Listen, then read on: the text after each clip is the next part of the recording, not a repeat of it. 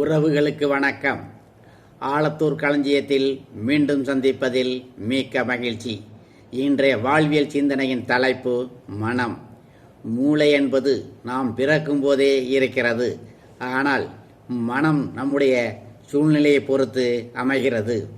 மனம் என்பது சிந்தனை, நோக்கு, உணர்ச்சி, மன உறுதி, கற்பனை போன்றவற்றின் வெளிப்பாடுகின்ற அறிவு மற்றும் உணர்வு நிலை சார்ந்த அம்சங்களின் தொகுப்பை குறிக்கிறது. மனம் ஒரு குரங்கு, தாவிக்கொண்டேதான் இருக்கும். கிளைக்கு கிளை உகாடிக்கொண்டேதான் இருக்கும். ஒரே மனநிலையில் இருக்க முடியாது. உளவியல் ரீதியான உண்மையும் இதுதான்.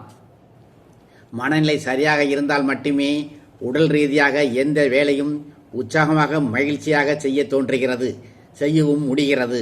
பல்வேறு காரணங்களால் நாம் மனச்சோர்வுக்கு உள்ளாகிவிட்டால் சாப்பிட தோன்றாது, எந்த வேலையும் செய்ய தோன்றாது, வேலையை பற்றி சிந்திப்பதற்கே தோன்றாது. அலுவலகம் என்றால் வேலை செய்துதானே ஆகணும் என்று எண்ணி ரொம்பவும் சோர்வுடன் செய்வோம். அதுவே வீடா என்றால் தூக்கம்தான் தோன்றும், இடையில் அழுதிடவும் தோன்றும். அதுவே மனநிலை நன்றாக இருந்தால் நாமாக இருப்போம். நம் எண்ணங்கள் சரியானவையாக இருக்கும்.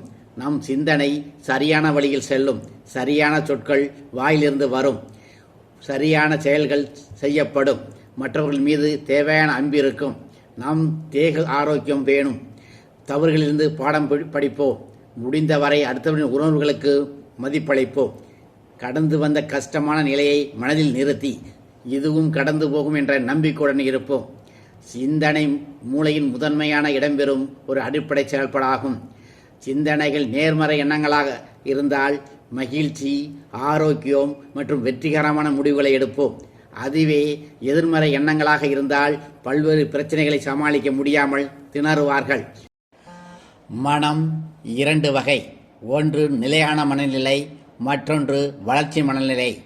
நிலையான மனநிலை என்பது திறன்கள், உள்ளார்ந்த குணங்கள் மற்றும் மாறாதவை என்ற நம்பிக்கை. இந்த முன்னோக்கும் தனிநபர்கள் வெற்றி அல்லது தோல்வியை உள்ளார்ந்த திறமையின் பிரதிபலிப்பாக பார்க்க வழிவகுக்கிறது. பெரும்பாலும் தனிப்பட்ட வளர்ச்சியை கட்டுப்படுத்துகிறது.